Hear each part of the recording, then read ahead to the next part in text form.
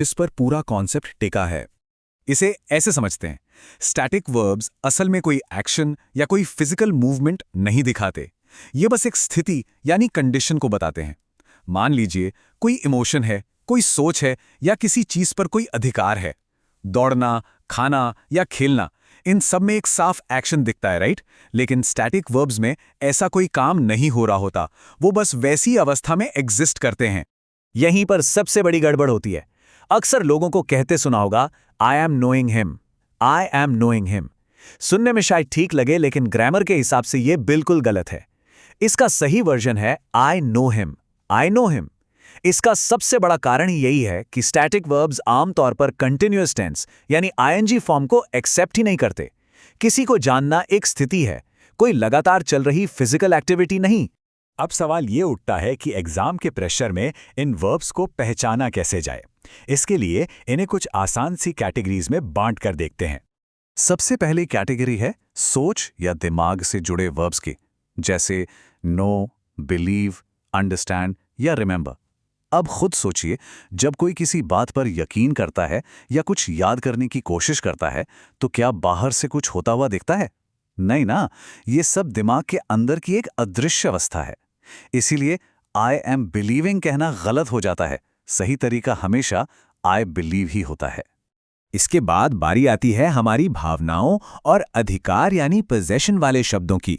Love, like, hate या फिर have, own, belong. क्या कोई व्यक्ति किसी चीज का मालिक हो रहा होता है? बिल्कुल नहीं। या तो वो उस चीज का मालिक है या फिर नहीं है। ये ऐसी फिक्स्ड व्यवस्थाएं हैं जो आईएनजी फॉर्म को सिरे से रिजेक्ट कर देती हैं। अगर कोई कहता है this car is belonging to me, तो वो गलत है। सही स्टेटमेंट होगा this car belongs to me. और इस लिस्ट की आखिरी कैटेगरी में आते हैं सेंसेस यानी इंद्रियों और माप तौल से जुड़े verbs. See, hear, smell, taste या फिर वे और कॉस्ट।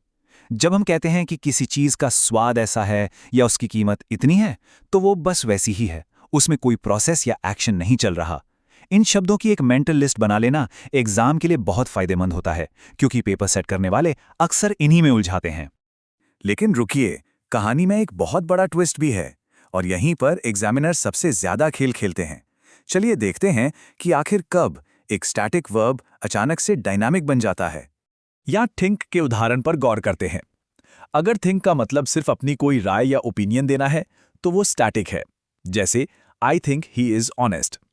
लेकिन अगर किसी गंभीर प्रॉब्लम पर सच में दिमाग लगाकर सोचा जा रहा है, तो वो एक मेंटल प्रोसेस बन जाता है। तब I am thinking about the problem कहना एकदम 100% सही है। बिल्कुल यही लॉजिक हैव के साथ भी है।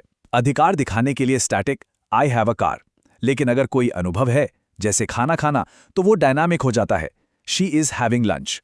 और यही सेम रूल बाकी वर्ब्स पर भी फिट बैठता है। टेस्ट को भी ले लीजिए। अगर कहा जाए द सूप टेस्ट्स गुड, तो ये सूप की अपनी क्वालिटी है, उसकी अवस्था है, यानी स्टैटिक। लेकिन अगर कोई इंसान चम्मच लेकर उस सूप को बाकायदा चख रहा है, तो वो एक फिजिकल एक्शन कर रहा है। ऐसे में she is testing the soup कहना बिल्कुल परफेक्ट है। लुक और फील के साथ भी एग्जाम में इसी तरह के डुअल मीनिंग वाले ट्रिक्स इस्तेमाल होते हैं।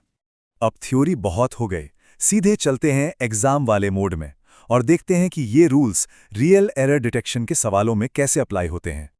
यहां एक बहुत ही कॉमन सेंटेंस है, he is resembling his father, मतलब वो अपने पिता जैसा दिख रहा है। सुनने में शायद नॉर्मल लगे, पर क्या ग्रामर के हिसाब से इसमें कोई एरर है? एक सेकंड के लिए सोचकर देखिए। अगर दिमाग में आया कि ये गलत है, तो एकदम सही पकड़ा। रिजेंबल करने का मतलब होता है किसी के जैसा दिखना। ये एक रूप रंग या अपीयरेंस है, यानी एक अवस्था। कोई इंसान जानबूझकर किसी के जैसा दिखने का एक्शन परफॉर्म नहीं कर सकता, इसीलिए इसमें आईएनजी फॉर्म लगाना पूरी तरह से गलत है। इसका सही और सटीक फॉर्मेशन होगा ही रिजेंबल्स हिज फादर। चलिए एक और सवाल देखते हैं जो अक्सर टेस्ट पेपर्स में एक ट्रैप की तरह इस्तेमाल होता है। सेंटेंस है this bag is weighing 10 kgs। इस बैग का वजन 10 किलो हो रहा है। सोचिए इसमें क्या गड़बड़ छुपी है। यहां भी हमारा वही पुराना स्टैटिक रूल काम कर रहा है। वे यानी वजन होना एक मेजरमेंट है। बैग खुद कोई एक्टिविटी नहीं कर रहा है, उसका वजन 10 किलो है, बस ये उसकी एक फिक्स अवस्था है।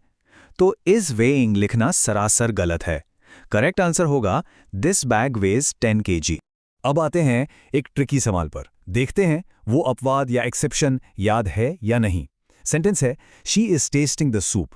वह सूप चख रही है। अब बताइए, ये सही है या गलत? अगर जवाब सही है तो बहुत ही बढ़िया। यहाँ टेस्टिंग एक फिजिकल एक्शन है। वो एक्टिव रूप से उस सूप को चखने का काम कर रही है। ये सूप का स्टेट नहीं है, बल्कि सब्जेक्ट का एक्शन है। तो यहाँ आईएनजी फॉर्म का इस्तेमाल एकदम रूल के हिसाब से है और पूरी तरह परफेक्ट है। अब एक्सप्लेनर के सबसे इंपॉर्टेंट हिस्से पर आते हैं, वो शॉर्टकट ट्रिक्स जो एसएससी और बाकी कॉम्पिटिटिव एग्जाम्स में टाइम बचाएंगी। इस गोल्डन ट्रिक को बिल्कुल अपने दिमाग में लॉक कर लेना है।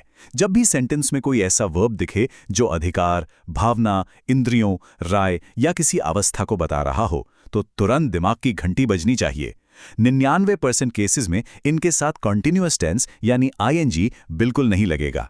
ये एरर डिटेक्शन वाले सवालों को चुटकियों में सॉल्व करने का सबसे अचूक तरीका है। इसे हमेशा के लिए याद रखने के लिए बस इस फाइनल कंपैरिजन को देखिए। कोई कभी नहीं कहता I am having a blue car. ये सुनने में ही अजीब लगता है ना? सही तरीका हमेशा I have a blue car होता है, क्योंकि ये सीधा सीधा पोजीशन यानी अधिकार है, कोई चल रहा एक्शन नहीं। तो आज के इस पूरे एक्सप्लेनर से क्या टेक अवे निकलता है? अगली बार जब भी किसी एग्जाम में किसी वर्ब के पीछे आईएनजी लगा हुआ